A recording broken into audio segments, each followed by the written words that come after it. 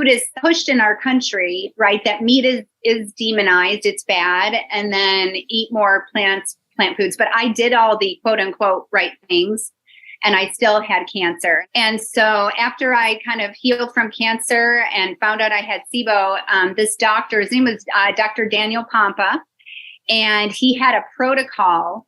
And I look and it says the first 2 weeks are on a carnivore diet. And I was like, oh my God, I didn't know.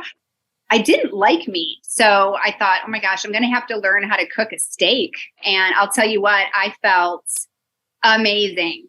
I have never felt so clear-minded, but all of a sudden it was like the veil came down.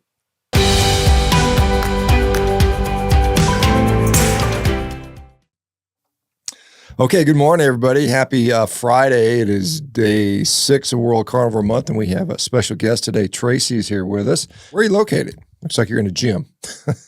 It is. This is my gym. Yes, I live in Frisco, Texas. Frisco, Texas. Okay, I think I've been through there at some point. Remind me exactly whereabouts. That is about 45 minutes north of Dallas. Okay. Yeah, I've certainly been up through Dallas and Fort Worth and stuff like that. Well, welcome. Thanks for doing this. And I'm assuming you're a person into fitness. So after my own heart, I'm certainly that, if nothing else. Tell us a little bit about, so I guess you've overcome a number of things, health issues using nutrition, I suppose, and hopefully exercise as well. So why don't you just give us a little bit of background where you started and we'll kind of go from there. Really, an all meat diet or mainly meat diet really is what put me over the edge and really helped me heal my gut finally. So my background, I grew up on the SAD, standard American diet. And then I ended up having mono when I was about 17 years old. And that seemed to catapult me into all type of immune issues. And I was mainly whole food, plant-based. So for probably about 15 or so years, I did a lot of, I really didn't like meat. I didn't know how to cook it.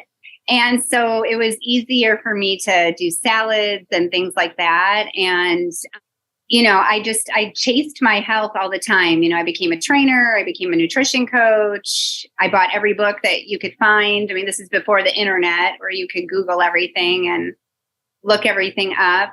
I did cleanses, but I had IBS. That's what the doctors used to say, which I used to feel like was code word for, we have no idea what the hell is wrong with you. And so a lot of bloating, constipation, fatigue. And so even though I was eating what I considered really healthy, those symptoms never went away. Yeah, I think IBS should be renamed as you're eating the wrong diet.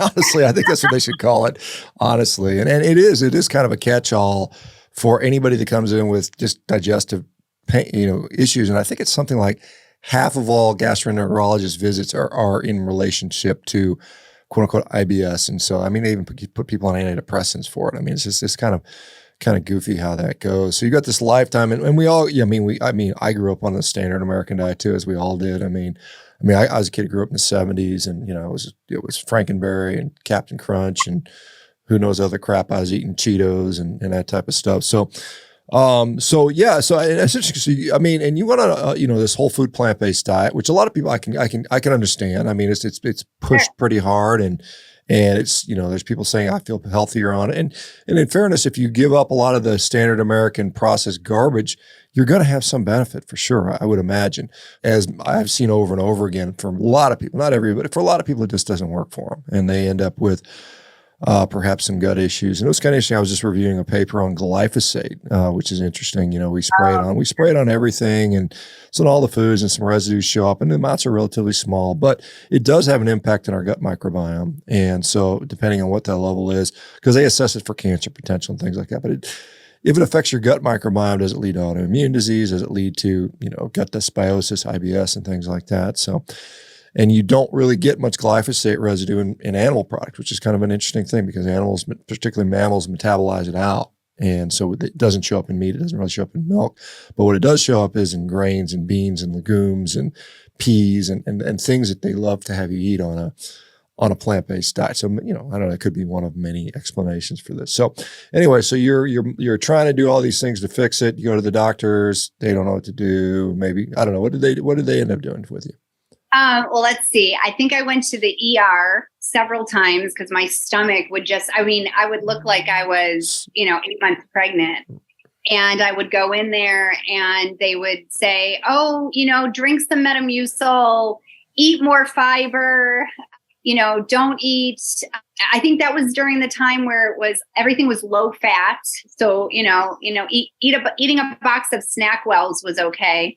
So they really didn't do much for me. I mean, up until I think I went to a GI and I remember him saying everything looked fine, gave me a medicine to take. I don't even really remember what it was, but at the same time is when I stopped doing probably most of the standard American diet products. So I think that in conjunction, like you said, I think that started helping me. But it never really got rid of everything because I suffered with IBS still. 10 years after I had some of those digestive problems, I had my appendix out. And then 10 years later, I ended up being diagnosed with colorectal cancer. And I was like the poster child of health and fitness. I mean, I was stunned and we had no cancer in our family. So that was definitely something that I think after I went through all that, it was, okay, I want to reevaluate what I'm doing.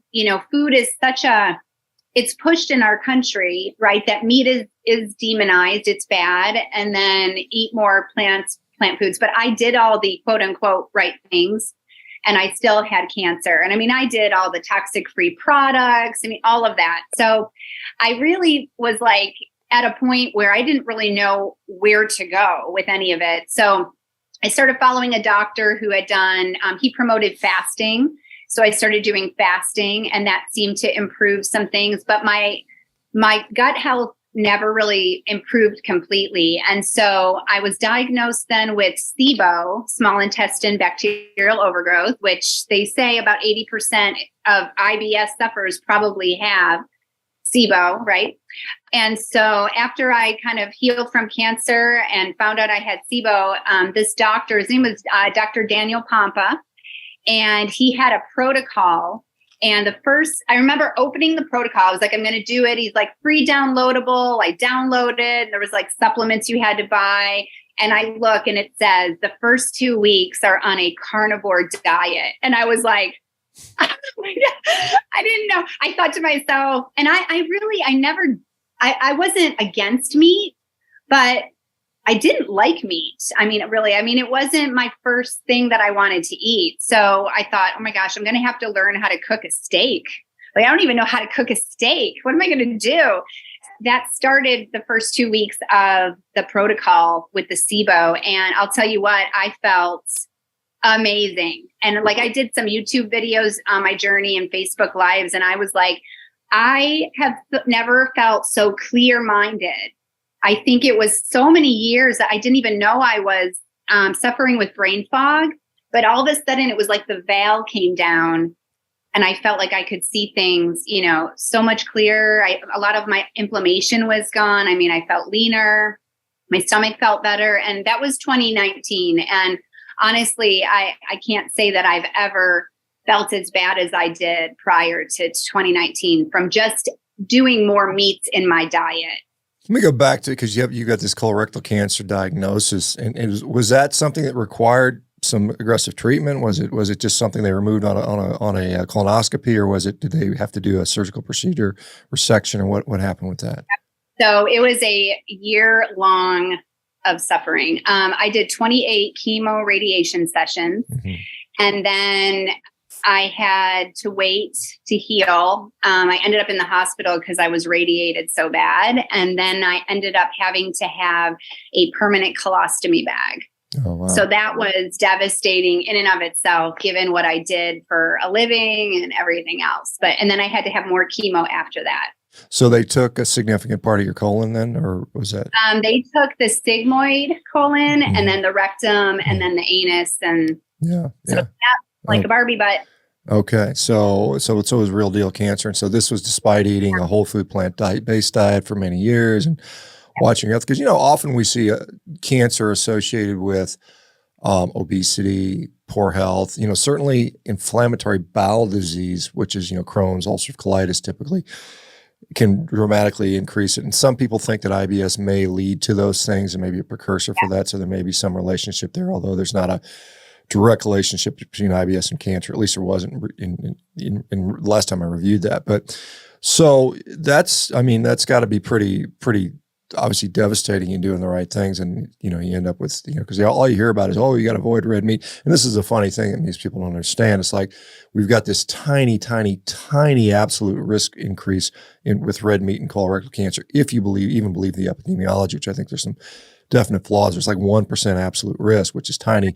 But then you look at all the other factors that are out there, obesity, chronic inflammation, gut disorders, diabetes, all these things that are much more likely to give you or lead to be associated with cancer. So, and you didn't, and again, you didn't have a lot of those things because you were fit and taking care of yourself, juice cleansing, juice fasting, whole food plant-based diet, and all the things. It's kind of tough. It's kind of tough when that happens. But so, and it's interesting I see a lot of folks now, including a carnivore diet as part of their fancy protocol. And it's just like, it's just a damn carnivore diet that works, and all the other stuff is probably kind of not necessary, maybe, but we'll see.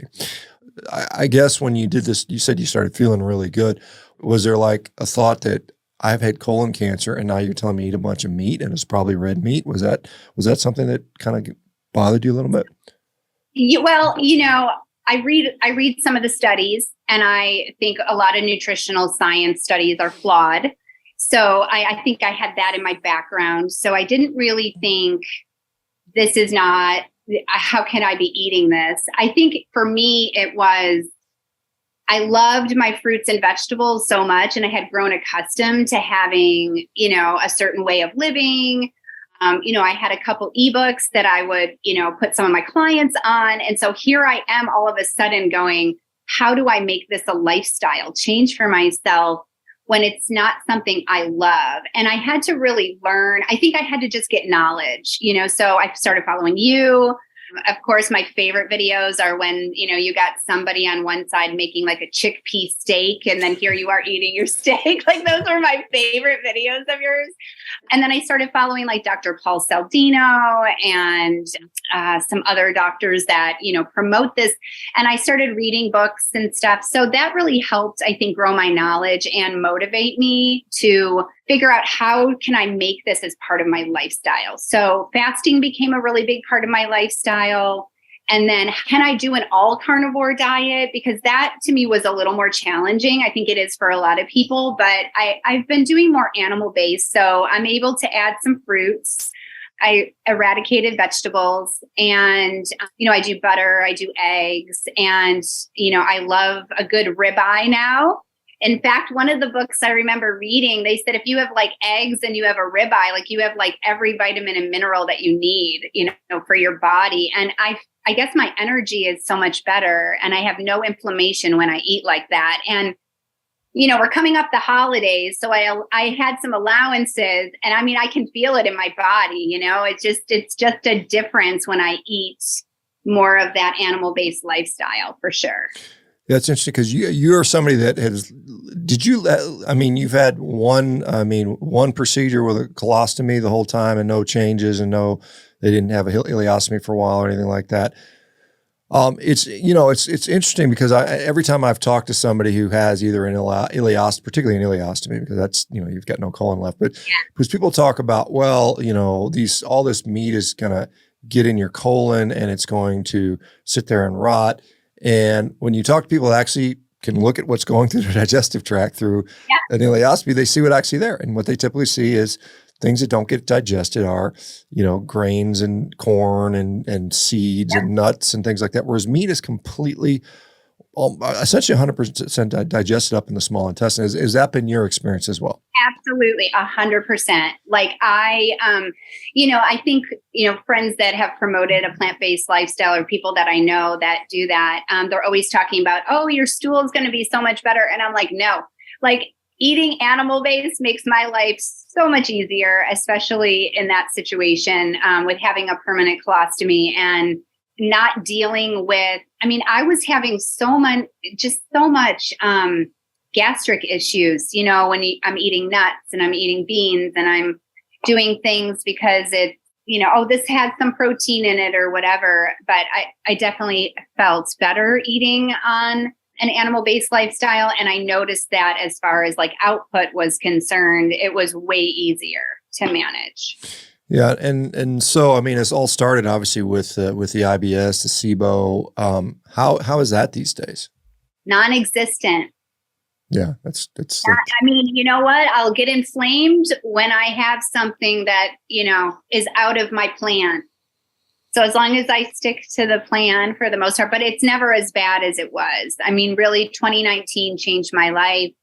Following, you know, Dr. Paul, like just educating myself on the value of good quality meats. You know, we really try to focus on grass-fed, grass-finished. I mean, I live in Texas. It makes it easy. There's a lot of farms here. You know, I definitely can, you know, my husband's a lot happier too. And so is my stepdad's in town here. He's like, oh, you finally are on the right track, girl. You know, instead of eating carrots, like they used to make fun of me all the time and give me carrots on my plate at Thanksgiving dinner. And now he's like, look at her eating a ribeye. So yeah, it is kind of a revelation for a lot of people because, you know, I mean, I was told, I mean, eat your vegetables. I mean, that's your parents say, and and why? Well, they're good for you. Oh, well, I don't know. Maybe they are. Maybe why do they taste so bad then? You know, that's a question. Well, I mean, at least, you know, I guess if you cook them enough, I mean, you can make them taste good, but it takes work. I mean, it's just like a ribeye. You don't have to do much, you know, throw some heat on, maybe some salt, you know, if you need that. And it's kind of interesting. There was Dr. Peter Martin out of Switzerland did a nice study on SIBO a few years ago, published on Carnivore as a case series, and had, I think it was six people with SIBO, and 100% of them got better from SIBO. So we know that what your experience is at least shared, reflected in the literature, at least in a case series right now regarding the SIBO aspect of it. The other things, I mean, you know, obviously a cancer diagnosis, you know, chronic gut issues. I can imagine it kind of wears on you mentally as well. I mean, how has your outlook mentally or mental health, has it had any impact with the diet? Has that made an effect on you? Definitely. Like I said, probably the most interesting thing I noticed was the clarity when I first did those 2 weeks on the carnivore diet. I just remember feeling like I could see things better and I wasn't having, you know, people say brain fog, you know, whatever that is for how you're thinking, how you're operating. But I just feel like my clarity is better. My energy is better. My sleep is better. And I think I experienced, you know, I didn't understand it at the time in like the late 90s because I just am the type of person like I need to push through. So if I was feeling like anxious or not having a great day or whatever, or I just need to lay down, I probably would say, no, like I got to go for that run. I got to do this. So I was always pushing myself, but I think feeling like I can do it without having all that mental angst has been an improvement. I'm 8 years cancer thriving. So that, you know, has been great. And I've done a lot of other biohacking like things to kind of improve myself and all that. But yeah, really adopting an animal-based lifestyle, I would say in 2021, 2022 was my final surrender of like, I need this to be my lifestyle. Like, stop fighting it. I know you think you love your vegetables, but I think adding the fruits every once in a while gives me something that makes me feel like I have nature's candy and not feel like I only have to eat meat. So that has been helpful. Yeah, I mean, good for you for finding what works for you ultimately. I mean, that's been my sort of thing, find what works. Some people just don't do well with fruit and it messes them up, Right. But whatever, you know, if it works for you, it works for you. I want, you know, it's interesting that, here's an interesting observation. So you have a significant portion of your colon is gone. You know, I mean, you said sigmoid colon. So, you know, it's 20, 25, 30% of your colon or something like that is missing. You assume you still have your ascending and transverse part of descending colon. But it's interesting that humans can survive. I mean, there are people with complete colectomies that are walking around, they're surviving and thriving in a lot of ways, in many cases. And it goes to the fact that we are a species that doesn't need our colon to survive.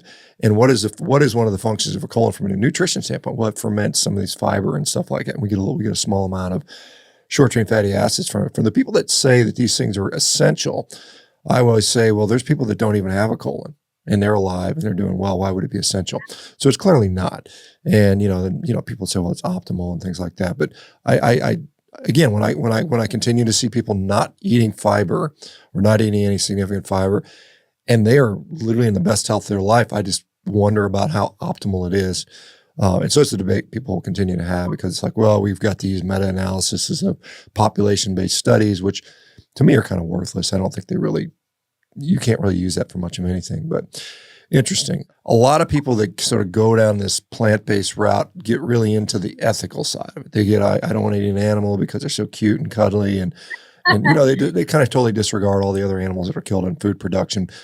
Right. Intentionally. I mean, a lot of people, well, it's not intentional. No, it's not. They don't spray pesticides on crops to unintentionally kill animals. It's done, and they pay ranchers or farmers pay people to shoot rabbits and deer and everything. I mean, it's intentional. And so, but did you have an ethical quandary at some point? I mean, were you ever into this meat is murder type of thing? You never did that? No, okay, I didn't.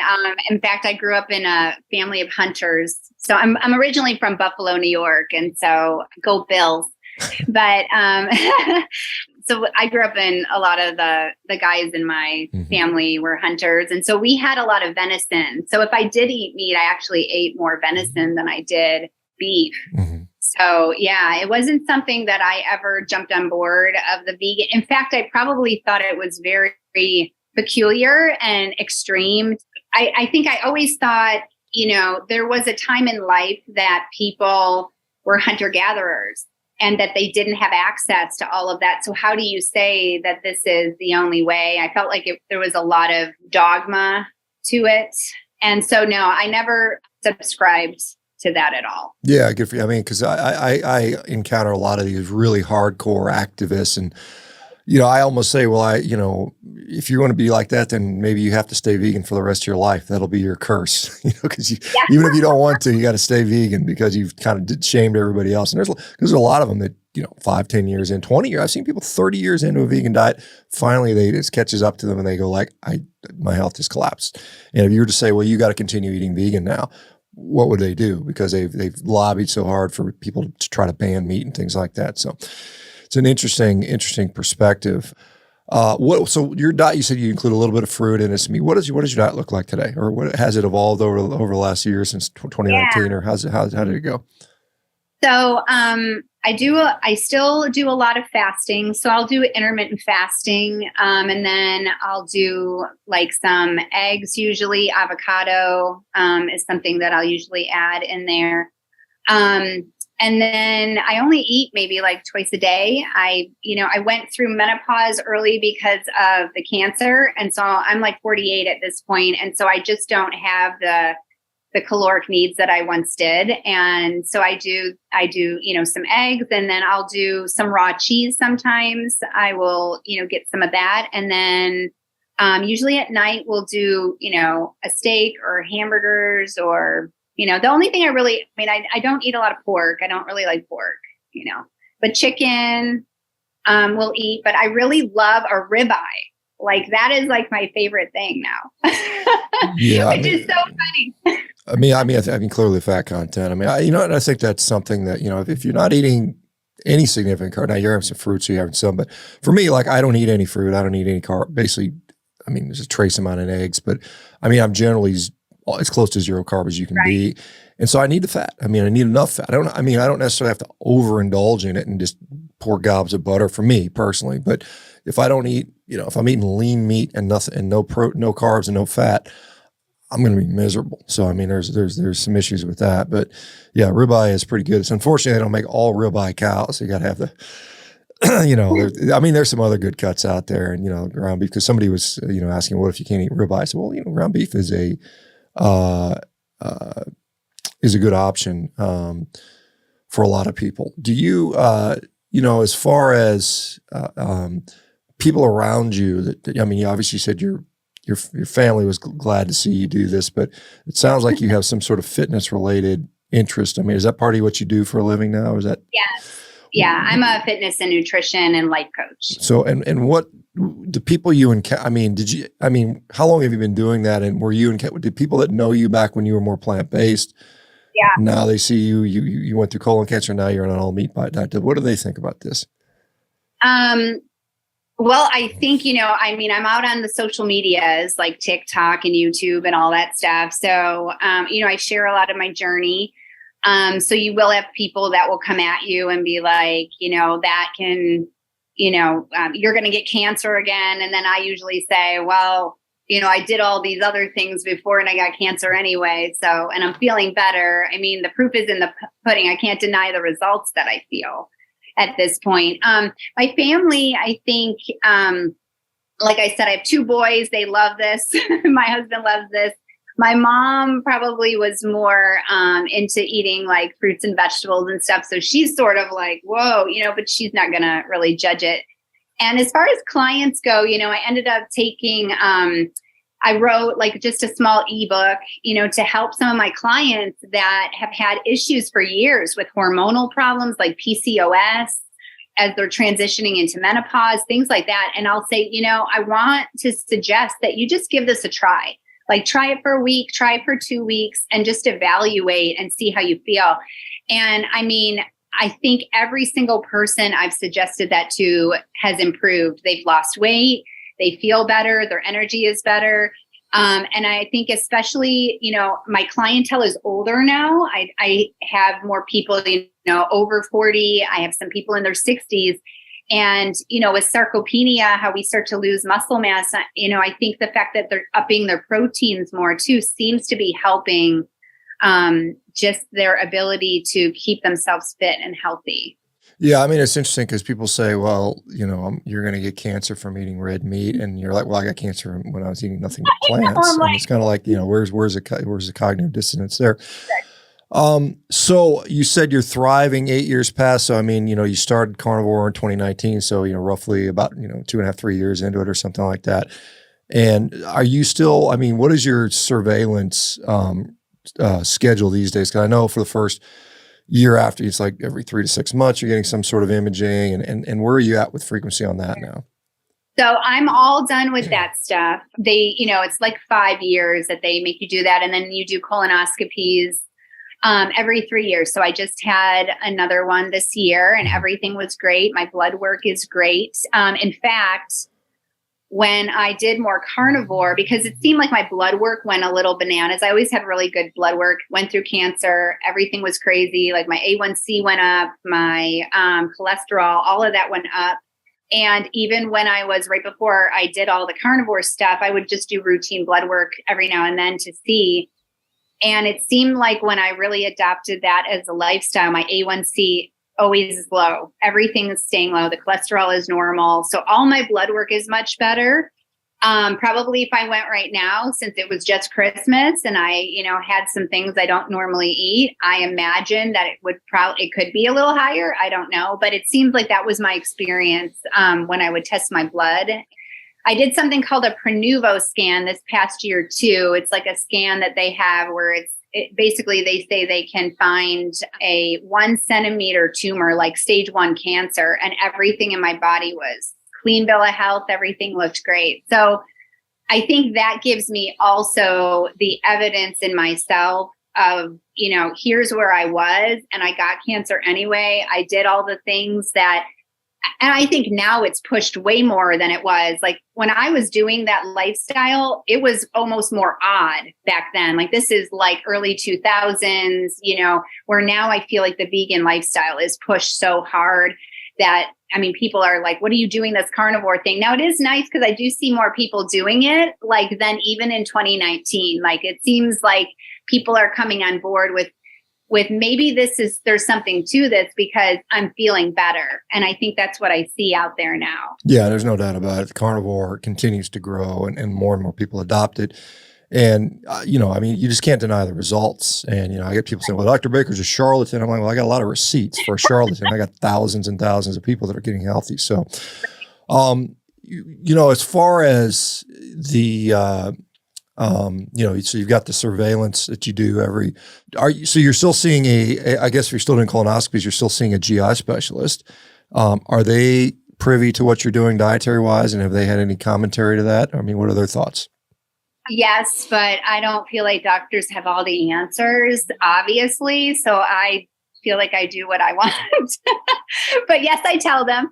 I go to a lot, some alternative, different doctors and stuff like that. But yeah, I mean, I've shared that with them, and they're just, I think my colorectal surgeon, he's like, you know what, it's working for you, so keep going. I mean, oftentimes they don't have the nutritional background. Like, I can tell that I know more in some area, like in that area. So I think they just go, okay, it sounds like you're doing the right things. You look healthy. Everything looks good. I'm like, all right. Yeah. I mean, and you're absolutely right. I mean, I can tell you as a surgeon, I didn't know a lot about nutrition. I mean, even though I was an athlete and I cared about it, I didn't know as much as I do now after spending, a decade actively involved in it, studying and watching what happens to people. So, I mean, yeah, many people, I mean, you're just almost as likely to get as good advice from a plumber than you are a physician when it comes to exercise and nutrition, depending who you go to, because clearly there's a lot of physicians out there. You look at them and they look like, a bag of potatoes. What the hell's wrong with you, dude? Like, and you're giving health advice. And so it's kind of crazy there.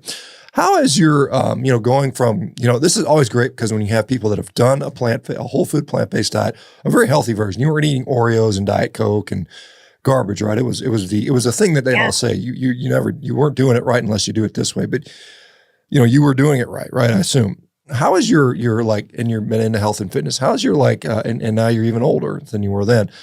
How's your performance, athletic performance, your strength, all the recovery, energy? How's that compared between the two?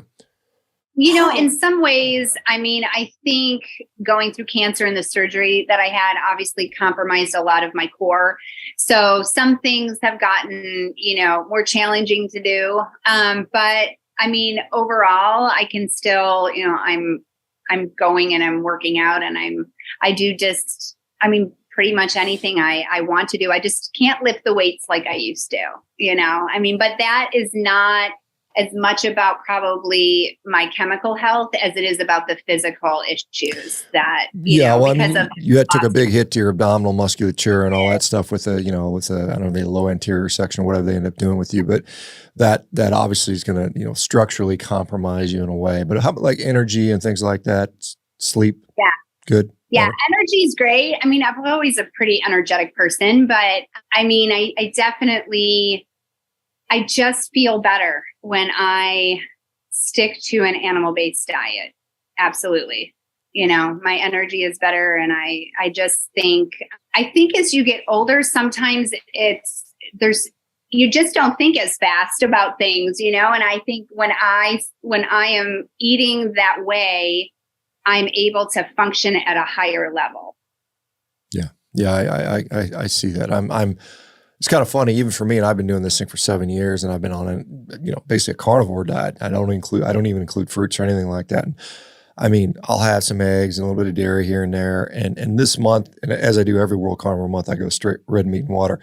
And I always feel the best. This is like, that's really what is optimal for me. And I'll say it's for me, and other people may feel the same or differently, but for sure we see that. What, as far as, how much are you eating on a daily basis? Are you focusing on protein, on fat? I mean, what has been your focus? My focus is I always try to get some good healthy fats in. So I do avocados. Sometimes I do olives. Eggs are always, in my mind, a gold standard of protein. So, I try to eat, maybe like 4 to 5 eggs a day. And I love an egg on like a hamburger, on your burger, and just put the egg on it. Like, I love that. So, but I'm so satisfied. I don't feel like I ate 6 times a day, back when I was more whole food plant-based. And, part of that, I was younger. But I also think you're just hungrier. Like, you're just not as satisfied. And I think having the foods that I'm eating, I'm just more satisfied. What about a lot of people will say, it's cost prohibitive to do a carnivore diet. It's meat is too expensive. Have you paid attention to that? Is it significantly more expensive than your whole food plant-based diet or your I other think diet? it's the opposite. I would say it's the opposite. I think you pay a lot of money for fruits and vegetables. I think that's a lot of money compared to the meats. And I think I'm fuller faster eating the carnivore lifestyle than more of the fruits and vegetables and the whole foods and stuff like that. Because, I was doing grains. I would buy like Ezekiel bread, which is expensive. Or you're doing lentils and stuff that's expensive. Nuts are very expensive. So to me, I think our budget, I was like, that's not the case in our world. Yeah, I used to buy that. I mean, when I was back in the days, I would do the Ezekiel bread, and you get a big old thing of cashews or something like that. Those things are damn expensive. I mean, it's like $20 for a pound of cashews or something like that. I can't remember what it is now, but I mean, it clearly is. If you try to eat healthy, if you try to eat like good food not eat the pure junk food, the processed packaged food, which is so cheap, and that's one of the problems. We have so many people. They can't afford it and they end up eating that stuff because it's cheap calories and it tastes good and that's what they can afford, unfortunately. Whereas if you were just to say, hey, I'm going to go down to, buy some ground beef, Right. in some place you can still pick it up for, $4 a pound. That for many people is affordable and it's far more nutritious. My gosh, it's so much more nutritious. Which is probably why I'm eating twice a day versus 6 times a day. Yeah. Because when I was eating, then you were like, okay, what's next? I'm hungry. I think I was always hungrier. I'm not anymore. Like I can tell that I'm more satisfied.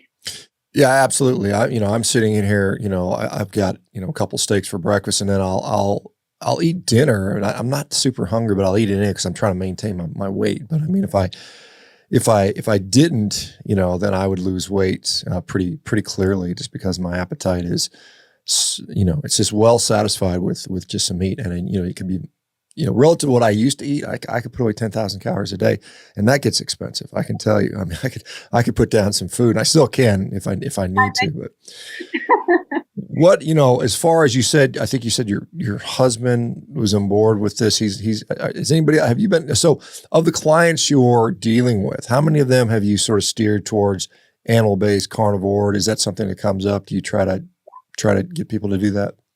Yeah, definitely some of my ladies with hormonal issues. And then, I've had quite a few people who've just done nutrition consults with me, like on TikTok and stuff like that. And they have gut problems. And I just share my experience. And then I say, this is what I would encourage you to try. I mean, it's going to cost you a week or two. Just give it a try, see how you feel, observe, how's your sleep and how's your brain and all of that. How's your, ability to, use the bathroom and how's your stomach feeling? And so probably, I would say I've probably worked with over 50 people now. Mm-hmm. Yeah. On that. And I don't think that there's been anybody who's had negative results. And in fact, a lot of times it then becomes a family lifestyle. So I have my clients that just left before I got on this call, her husband is like, I'm so excited that we're doing this and I can't wait to get back. It's been Christmas. Let's get back on this. And she was like, he has just felt so much better improving his lifestyle. And I don't even see him. It's just that she's brought some of these suggestions home. Yeah, it's great that we have so many people that are out there that, because you obviously you experience in your own life and you want to share it with other people. So that's how this will have to grow, because I don't think at any time the U.S. Surgeon General is going to stand up and tell everybody to eat more beef. I just don't think that's going to happen anytime soon. And so we're going to have to just do it ourselves at a grassroots level and just look at the actual results that are occurring, because it's everyone in this audience and the thousands of people that watch this, they see what the results are and they know results speak. At the end of the day, you can show me 50 different studies. But if I don't get results, then, who are you kidding? It's kind of like things. I'm very skeptical of a lot of the research out there for various reasons. I think there's a lot of conflict of interest and there's some corruption and there's some shady things going on in the background. And it's just, so I just go with what results we're seeing on the ground. I think that's maybe it's a jaded way to look at things. But that's what I've been kind of the conclusion I've reached. Yeah. Yeah, exactly. Have you had any negatives to this diet? I mean, because some people, will say, this or that, or, I don't know. I mean, any negative issues? Probably the only thing, I mean, obviously I had to learn how to cook meat. It's good my husband likes to do it, but there are things like, when he would be out of town or whatever, I was like, okay, I need to learn how to cook a steak and do all this. I really felt like I had to grieve my old meals and my old lifestyle. I think that was the most challenging thing for me. And again, 2019 is when I did that protocol that kind of kick-started it. But in my mind, I thought, well, after I do this protocol, I'm going to go back to my lifestyle that I had before. And that didn't seem to work out. And then I believe that it was this realization that this is what works best.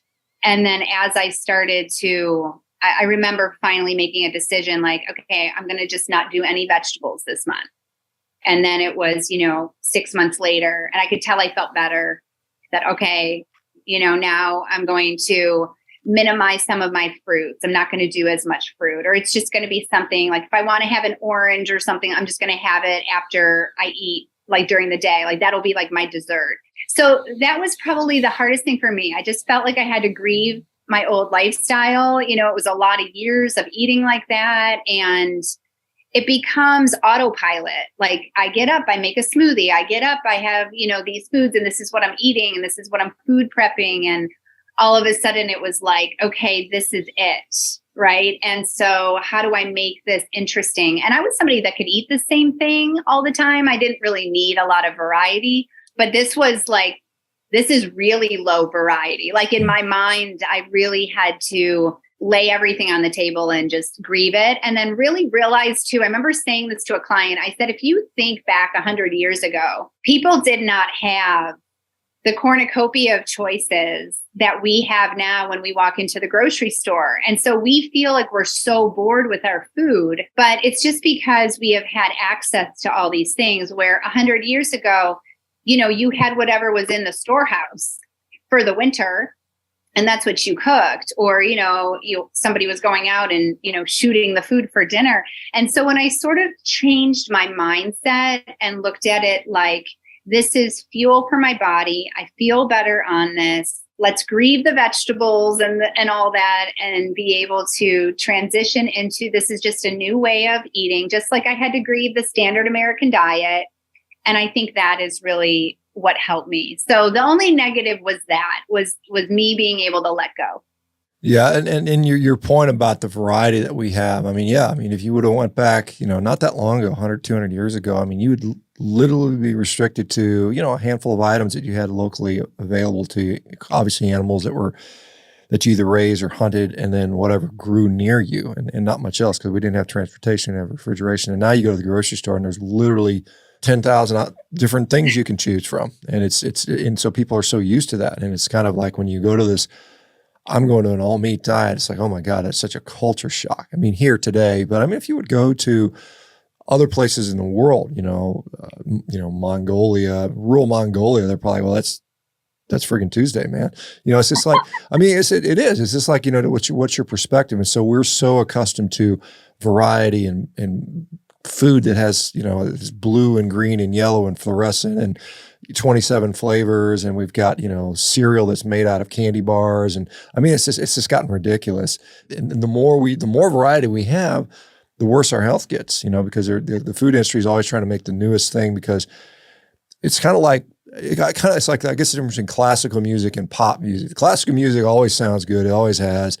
And then the pop songs got to keep changing because people get tired of them, but they still want to, they'll still listen to some Mozart and still appreciate it. It's just like a steak. Steak's like classical music. It's always good.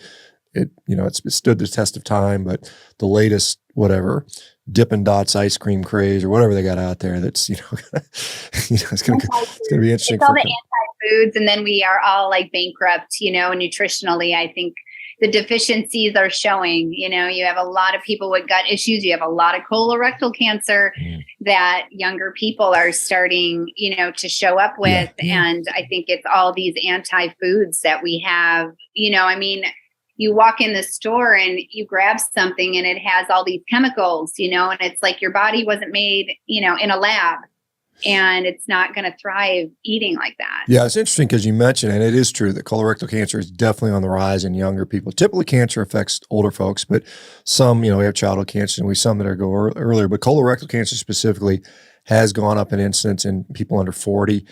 And it was interesting. There was an article done a couple of years ago on this, and I read it, and it profiled about 20 people that were young. They're under 40. They had colorectal cancer, and like a third of them were plant-based people. They were vegan, vegetarian, which I thought was curious because in the general population demographic, a third of people aren't plant-based. I mean, it's like at most 10% are vegetarian and 2 or 3% are vegan, and so they were disproportionately represented in that little sample size. Now, it's not purely scientific, but it was just an interesting observation that, so it's like, what is leading to this? Is it meat or is it, I don't know. Is it the pesticides on the food? Is it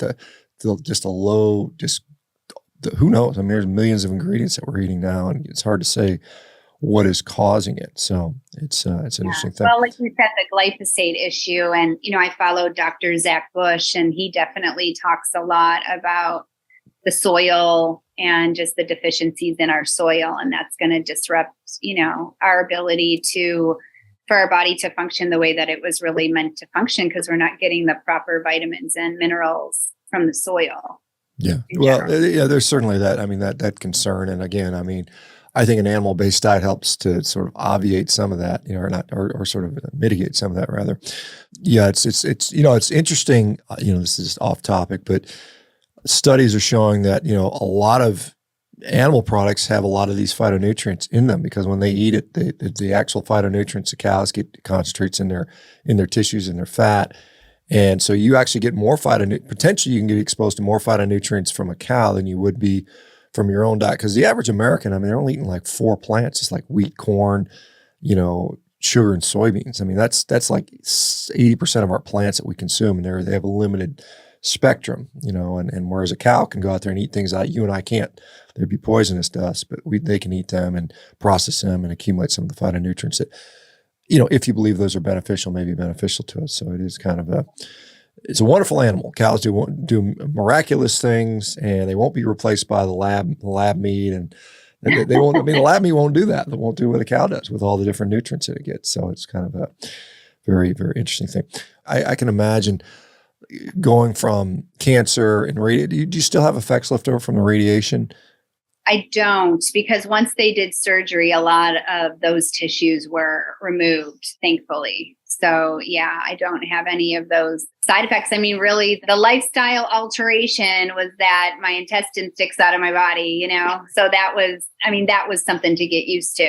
But I do remember telling my husband when I was eating more meat, I said, I definitely feel like I have more control than when I'm eating more of the plants, because of probably all the fiber, and you have all these seeds and everything else. That definitely seemed like I was in the bathroom more. Yeah. I mean, and it's, like I said, it's pretty clear how human digestion works. We are well designed to consume meat. I mean, it's just undeniable. And somebody like you can definitely confirm that, because you can see what's going through your system. I mean, you've got a great window into that. Whereas we're not so well designed to eat a lot of fiber. I mean, it doesn't get digested. It can be irritating for sure for many people. And it's just something we've gotten this, I think we've been conned into believing meat is bad for us and we need to be just gorging on all this indigestible stuff. It just doesn't, it's like, we've got a digestive system. You're putting stuff in there that can't be digested, properly. I mean, there's obviously, there's a microbial action on there, but again, and that also depends upon, people saying, well, then you have to have the correct microbiome. I mean, you've already got the correct physiology and human anatomy to digest meat, but in order to successfully digest plants, you also have to have this specific microbiome that's working well. And I think, even in the event that it has been working well, the modern diet is poisoning everything. I think it really is damaging that. And so I think there's all these additive things going on there. So we're unfortunately running out of time, and it's been really great to chat with you. And I'm just hearing your story is just amazing. I mean, it never ceases to amaze me how many just amazing stories I get to hear every day. It's such an honor to be able to hear these folks. Let me give you a second to share your sort of contact information, social media for people that want to learn more about you. Do you have, like you said, TikTok, Instagram, YouTube? I don't know. Where do they go to hear more? So you can go to my TikTok is Fit Chick Cancer Thriver. And I talk a lot of my cancer story. I talk about, going on a meat-based diet and how that healed my gut. So I talk a lot about that stuff there. And then my website is Mosaic Fitness and Nutrition. So mosaicfitnessnutrition.com is what it is. And so I do, fitness, personal training, nutrition coaching. And then I'm starting to launch more into my life strategy business. So I'm working with like a guy from the NFL who he went on Broadway and he does coaching for speakers. So I'm working with him now on developing my story in a way that's compelling and then launching into more of my life coaching. So you can find Facebook has Mosaic Fitness and Nutrition, Instagram, Mosaic Fitness and Nutrition, and all that. And then my YouTube as well. Okay. Well, thank you very much for doing that. And I wish you good luck. And your story already is inspiring. So for the rest of the folks, tomorrow I'll be back Saturday. So we work on the weekends here for you guys that are new. There'll be no guests, so we'll just have an open discussion. So if you guys have specific questions that you want to share amongst the group or with me. So thank you guys. Tracy, have a great day. Thanks again. Thanks. You too. All right. Bye-bye, everybody. Take care. Bye. Hey, folks, it's Dr. ShawnBaker here. If you guys are enjoying these success stories, well, you can become your own success story. You can do that by heading over to CarnivoreDiet. You can sign up for a free 30-day trial and get started today. We're looking forward to supporting you. Our community is wonderful, and we'd love to see your success.